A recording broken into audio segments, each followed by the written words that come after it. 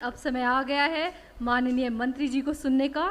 मैं आमंत्रित करना चाहूंगी honourable minister mister Sandeep Singh ji to please do the keynote address for this session. And ladies and gentleman, put your hands together for honourable minister Shri Sandeep Singh ji. आज यहाँ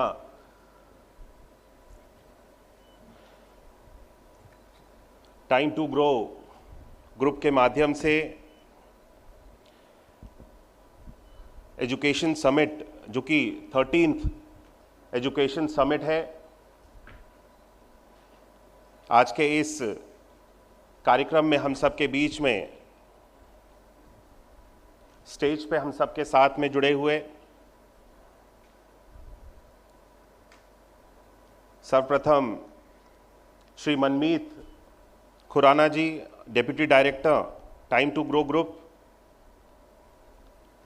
Shri Ashok Ganguly ji, former chairman CBSE, Shri Shantanu Gupta ji, founder the Ramayan school, Shri Vijay Kiran Anand ji, DG school and education, government of UP. आज के इस programme में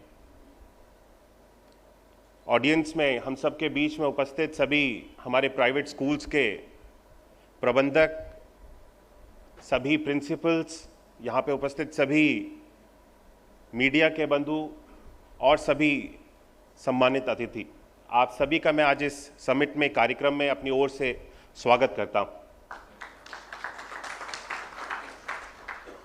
सबसे पहले मैं time to grow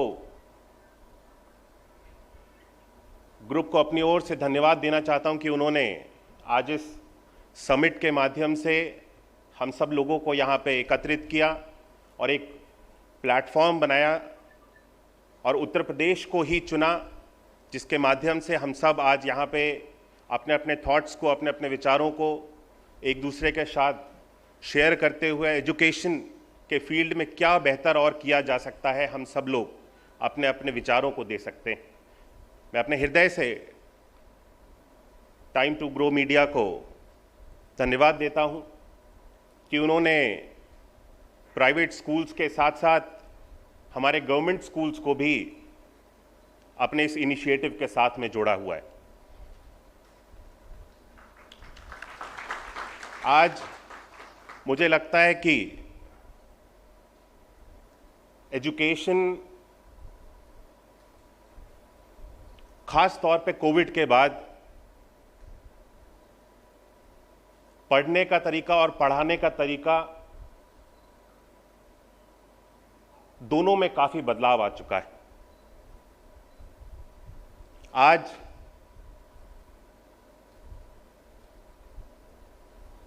हमारे समय में, यानी आज से अगर 15-20 साल पहले की एजुकेशन सिस्टम को देखें तो केवल बुक्स, पेन, पेंसिल तक ही हम सब लोग सीमित थे। टेक्नोलॉजी कहीं ना कहीं उतना योगदान नहीं दे पा रही थी जितना आज के समय में टेक्नोलॉजी के माध्यम से हम सब लोग अपने बच्चों के पठन पाठन के कार्य में आज उनको हम सब लोग सहयोग दे पा रहे हैं। आज वाकई में आवश्यकता है कि टेक्नोलॉजी के माध्यम से जो बड़े बड़े बैग्स, भारी भारी बुक्स बच्चों को आज कैरी करनी पड़ती थी, केवल सारी चीज़ें एक स्मार्टफोन या एक टैबलेट के माध्यम से वो सारी नॉलेज उसको मिल सकती। और केवल यही नहीं, बहुत सारे नए नए थॉट्स, नई नई चीज़ें, जो चीज़ें वो केवल बुक्स तक सीमित रह करके बच्चा सीख पाता, उससे भी बढ़ करके बहुत सारे एग्जाम्पल्स के माध्यम से, बहुत सारी चीज़ों के माध्यम से, आज टेक्नोलॉजी के माध्यम से नए नए इनोवेशंस रोज़ होते हैं। आज बच्चे एजुकेशन को पढ़ाई के साथ अपने आप को और ज़्यादा अच्छी तरह से जोड़ पा रहे हैं। ये सबसे बड़ी आवश्यकता थी। इसीलिए आज हम सब लोगों ने, जितने भी हमारे प्राइमरी स्कूल्स हैं, टेक्नोलॉजी के साथ हर एक स्कूल को हम सब लोगों ने जोड़ने का संकल्प लिया है।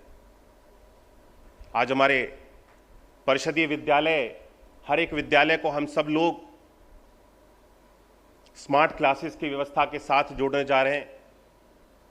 हम लोगों के पास I think we have almost 13,000 smart classes at present, and आने वाले समय में हम सब लोग 18,000 और स्मार्ट क्लासेस को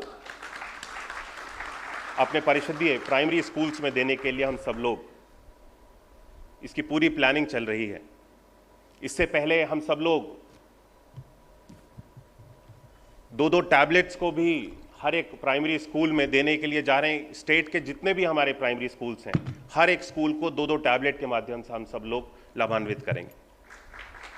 मुझे लगता है कि हम सब एक बेहतर प्रयास कर रहे हैं। आज यहाँ पे हमारे बहुत सारे प्राइवेट स्कूल्स भी हैं, प्राइवेट स्कूल्स से प्रबंधक भी आए हुए हैं, प्रिंसिपल्स हैं। हम सब लोगों को मुझे लगता है कि मिल करके कार्य करना चाहिए। प्राइवेट स्कूल्स और गवर्नमेंट स्कूल्स कई बार ऐसा सोचते हैं कि प्राइवेट स्कूल की वर्किंग अलग है और गवर्नमेंट स्कूल की वर्किंग अलग है। सरकार केवल और केवल प्राइवेट स्कूल, गवर्नमेंट स्कूल्स पे फोकस करती है और प्राइवेट स्कूल्स के लिए सरकार का कोई फोकस नहीं रहता। उनके लिए कोई, हम सब लोग कोई लाभ की योजना और किसी तरह से हम सब लोग उनके, मेरा कहने का मतलब है, उनके प्रति चिंतित नहीं रहते। मेरा ऐसा मानना है कि हम सब, चाहे प्राइवेट स्कूल्स हो कोई भी और चाहे कोई भी परिषदीय विद्यालय हो, हम सब लोग एक ही ट्रैक पर हैं। जो हमारा काम है वो समाज है, समाज में रहने वाले सभी हमारे जितने भी वर्ग के बच्चे हैं, हमारे परिषदीय विद्यालयों में जितने भी निम्न वर्ग के बच्चे हैं, समाज में गरीब तबके के जो परिवार हैं उनके बच्चे आते हैं। हमारे प्राइवेट स्कूल्स में जो लोग अफोर्ड कर सकते हैं, जो जिस तरह से अफोर्ड कर सकता है, उन लोगों के बच्चे आकर के पढ़ते हैं। लेकिन काम हम सब लोगों का, दोनों लोगों का, उनको शिक्षित बनाना है, बेहतर शिक्षा व्यवस्था से जोड़ना है। हर एक बेहतर टेक्नोलॉजी के साथ उनको किस तरह से हम शिक्षण व्यवस्था से जोड़ सकें, दोनों लोग एक ही ट्रैक पर हैं। हम सब पूरी तरह से, जितने भी हमारे प्राइवेट स्कूल्स हैं यहाँ पे, आज सरकार पूरी तरह से एक ट्रांसपेरेंट पॉलिसी पे काम कर रही है। किसी भी तरह की पॉलिसी हो, किसी भी तरह की एनओसीज वगैरह हो, आज हर एक चीज़ की ट्रांसपेरेंट व्यवस्था है, ऑनलाइन व्यवस्था है। मुझे नहीं लगता कि किसी भी तरह का कोई हर्डल है, और अगर कोई हर्डल है भी तो मैं आज यहाँ पर हूँ, आप सब लोगों को आश्वासन देता हूँ, अगर किसी भी तरह की कोई समस्या है, हमारे जितने भी प्राइवेट स्कूल्स हैं, तो हम सब लोग सरकार में आपके लिए ही बैठे हैं। सरकार में बेहतर एजुकेशन किस तरह से, चाहे हर एक वर्ग में किस तरह से पहुँचाई जा सकती है, उसको दूर करने के लिए ही हम सब लोग बैठे हुए हैं।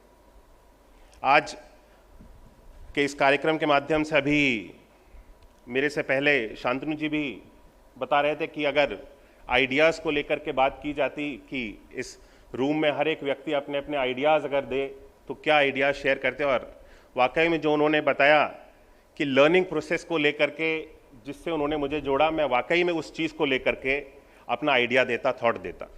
क्योंकि हम सब लोग, सबसे पहले जब हम सब लोग गवर्नमेंट में आए तो हमारे सामने जो चैलेंज था, इंफ्रास्ट्रक्चर की भी यहाँ पे बात हो रही थी। इंफ्रास्ट्रक्चर को सुधारना हमारे सामने सबसे बड़ा चैलेंज था। आज बच्चे तभी स्कूल में आते हैं, उनके अभिभावक भी तभी बच्चों को स्कूल में भेजते हैं जब वहाँ पे सारी मूलभूत सुविधाएं, जो भी नॉर्मल चीज़ें चाहिए एक विद्यालय में, क्लासरूम में एजुकेशन का एनवायरनमेंट हो, लर्निंग आउटकम्स बढ़ें, ये सारी चीज़ों को देखते हुए ही बच्चों को आज के अभिभावक स्कूल में भेजते हैं। तो इंफ्रास्ट्रक्चर को सुधारना कहीं ना कहीं आज की डेट में एक बहुत बड़ी आवश्यकता थी। इसीलिए हम सब लोगों ने पिछले 5 वर्षों में ऑपरेशन कायाकल्प के माध्यम से एक नई मुहिम चलाई। उत्तर प्रदेश के प्राइमरी स्कूल्स की अगर आप बात करें तो जिस तरह की स्थिति थी, किसी विद्यालय में क्लासरूम है, किसी विद्यालय में क्लासरूम्स में ब्लैक बोर्ड ही नहीं है, किसी विद्यालय में टॉयलेट्स हैं, किसी विद्यालय में टॉयलेट्स नहीं हैं, किसी में पानी पीने की व्यवस्था नहीं है, किसी विद्यालय में बाउंड्री नहीं है। एक बहुत ही डिसबैलेंस था, कोई भी विद्यालय किसी भी चीज़ों में पूरा नहीं था। हम लोगों ने 19 डिफरेंट पैरामीटर्स बनाए। 19 डिफरेंट पैरामीटर्स पे मुझे बताते हुए खुशी है कि पिछले 5 सालों में, जिसमें कि 2 साल तो हमारे कोविड में ही चले गए, लगभग 3-3.5 साल में हम सब लोगों ने जो स्टेटस इन सारे 19 पैरामीटर्स का आई थिंक ऑलमोस्ट 33-34% था, आज उसको हम सब लोग 84% पे लेकर के आ गए।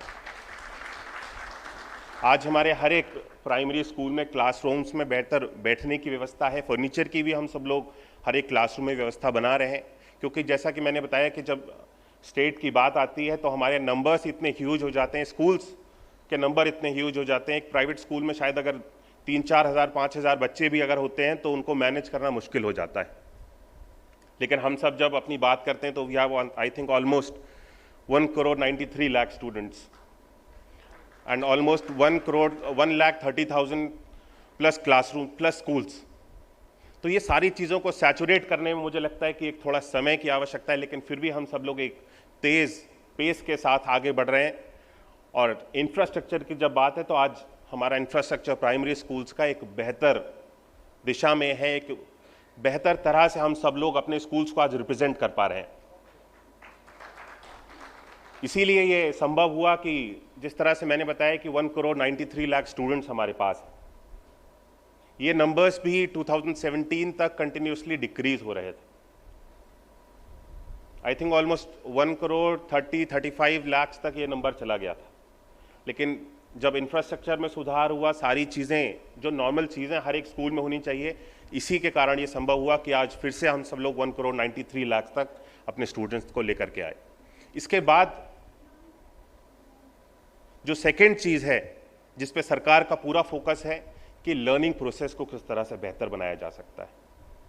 जहाँ पास हमारी क्लासरूम की स्ट्रेंथ हो गई, सारी चीज़ें हमारे पास टीचर्स हैं, लर्निंग आउटकम्स के ऊपर हमारा सेकेंड फोकस है। मुझे लगता है कि न्यू एजुकेशन पॉलिसी 2020 NEP 2020 को जिस तरह से बनाया गया है, इसको इस तरह से फ्रेम किया गया है कि अगर इसको हम सब लोग पूर्ण रूप से लागू करें, पालन करें, इसमें बताई हुई सारी चीज़ों को अनुसार अगर हम करिकुलम को बनाएं, तो हर एक बच्चा आज के समय में, आने वाले समय में जो हमारा नया युग है, टेक्नोलॉजी का युग है, उसके साथ में अपने आप को जोड़ते हुए एक नए भारत का निर्माण कर सकता है। और मुझे बताते हुए खुशी है कि NEP 2020 को भी लागू करने के लिए, अपनाने के लिए आज हमारा उत्तर प्रदेश कई सारे प्रदेशों के तुलना में आज एक अग्रणी भूमिका निभा रहा है। हम सब लोगों ने लक्ष्य लिया है निपुण भारत का लक्ष्य। निपुण लक्ष्य यानी हर एक बच्चा 3rd स्टैंडर्ड तक, हर एक बच्चे को भाषा और गणित का ज्ञान, जिस पे हम सब लोग एक अभियान के रूप में काम कर रहे हैं। ये NEP 2020 से ही जुड़ा हुआ है। मुझे लगता है कि इस अभियान को पूरा करने के लिए, इस लक्ष्य को पूरा करने के लिए हम सब लोगों को मिल करके एक जॉइंट एफर्ट को लगाने की आवश्यकता है। प्राइवेट सेक्टर हो या पब्लिक सेक्टर, दोनों लोग जब तक मिल करके संकल्प नहीं लेंगे कि हम सब लोग हमारे निपुण लक्ष्यों को प्राप्त करें और उत्तर प्रदेश को सबसे पहले निपुण प्रदेश बनाने की ओर हम सब लोग अग्रसर हों, अपना योगदान दें, तभी ये लक्ष्य हम सब लोग समय से पहले इन सारे लक्ष्यों को पा पाएंगे। आज विभिन्न तरह के प्रयास किए जा रहे हैं कि टेक्नोलॉजी के माध्यम से बच्चों में क्लासरूम में किस तरह से और इंटरेस्टिंग एक अच्छा वातावरण बनाया जा सके। आज के हमारे टीचर्स भी अलग अलग तरह के एक्सपेरिमेंट्स के माध्यम से बच्चों के साथ एंगेज होते रहते हैं, टीलेम्स के माध्यम से बच्चों के साथ एंगेज होते हैं। और मुझे देख करके अच्छा लगता है कि जिस तरह से बच्चे भी जब उनको अलग अलग तरह की एक्टिविटीज़ के माध्यम से उस सिंपल से कॉन्सेप्ट को बताने का कोशिश किया जाता है, प्रयास किया जाता है, क्योंकि बुक्स में केवल बच्चों को पढ़ाना, ब्लैक बोर्ड पे केवल बच्चों को पढ़ाना, कहीं ना कहीं अब वो समय चला गया जिस समय के बच्चे खाली ब्लैक बोर्ड से देख करके और बुक्स में से पढ़ करके सीखते थे। आज का बच्चा कोई चीज़ अगर उसको मालूम पड़ती है तो उसकी तह तक, उसकी बिल्कुल अंदर तक उसको बच्चे के जानने की उसकी क्यूरियोसिटी होती है। आज का हमारे बच्चे, छोटे छोटे बच्चे टेक्नोलॉजी में इतने ज़्यादा अपने आप को घुल मिल जाते हैं, जुड़ जाते हैं कि उसको कोई सी भी आप चीज़ बोल दीजिए तो उसकी बिल्कुल तह तक उसको जाना है। आज का बच्चा केवल ए फॉर एप्पल तक अपने आप को सीमित नहीं रखना चाहता। आज का बच्चा ए से एरोस्पेस तक की सारी जानकारी को अपने अंदर समेट कर रखना चाहता है। तो मुझे लगता है कि टेक्नोलॉजी एक सबसे अच्छा माध्यम है जिसके माध्यम से हम आज के बच्चे की क्यूरियोसिटी को पूरा कर सकते हैं। साथ साथ हम सब लोग बेहतर प्रयास कर रहे हैं कि हमारे शिक्षक भी जब विद्यालयों में आए, क्योंकि सबसे ज़्यादा अगर दायित्व बनता है तो विद्यालय में शिक्षकों का बनता है, और शिक्षकों के उत्साहवर्धन के लिए, शिक्षकों की बेहतर ट्रेनिंग के लिए, जिसको लेकर के अभी यहाँ पे बात भी चल रही थी, हमारे गांगुली साहब भी बता रहे थे उसको लेकर के कि शिक्षकों की बेहतर ट्रेनिंग के ऊपर हम सब लोगों को ध्यान देना चाहिए। आज हम सब लोग इसके ऊपर फोकस कर रहे हैं। शिक्षकों के लिए विभिन्न तरह के टेक्नोलॉजी के प्लेटफॉर्म्स बनाए गए हैं। दीक्षा के माध्यम से भी टीचर्स की ट्रेनिंग पे हम सब लोग ध्यान दे रहे हैं। साथ साथ हमारी जो डाइट्स हैं, डाइट्स को भी बेहतर इंफ्रास्ट्रक्चर के साथ जोड़ने के लिए, इम्प्रूव करने के लिए, जिससे समय समय पे हमारे जितने भी गवर्नमेंट स्कूल्स के टीचर्स हैं उनको समय समय पे जाकर के एक ट्रेनिंग का प्रोग्राम उनका बनाया जा सके, एक रिफ्रेशल कोर्स के माध्यम से उनको जोड़ा जा सके, जिससे कि वे भी मोटिवेटेड रहे और साथ साथ अपने नए नवाचारों के साथ बच्चों को और भी बेहतर शिक्षा का एनवायरनमेंट प्रदान कर सकें। मुझे लगता है कि आज हम सब लोग एक जिस प्लेटफॉर्म पे खड़े हुए हैं, इस प्लेटफॉर्म के माध्यम से हमारे विचारों के आदान प्रदान से आज यहाँ पे जो भी हम सब लोग आउटकम प्राप्त कर पाएंगे, मुझे लगता है कि आने वाले समय में हमारी उत्तर प्रदेश में एजुकेशन की जो व्यवस्था है, जो एक नई सुधरती हुई और मजबूती से आगे बढ़ती हुई एजुकेशन की व्यवस्था है, उसमें कुछ ना कुछ अपना योगदान आज के इस समिट के माध्यम से, कार्यक्रम के माध्यम से हम सब लोग दे पाएंगे।